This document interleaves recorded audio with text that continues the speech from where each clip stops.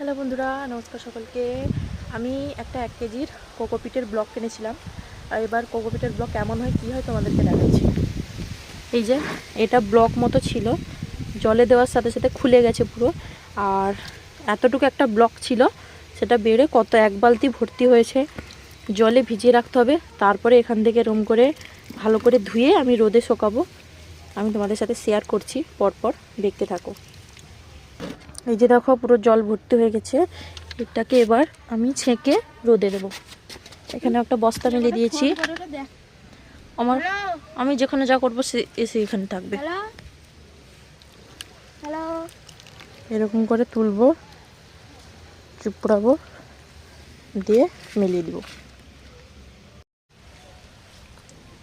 এরকমভাবে জল থেকে তুলে ভালো করে জলটা নিংড়ে নিয়ে রোদে দিয়ে দেবো। এরকম করে মেলিয়ে দিব রোদে। বন্ধ করো।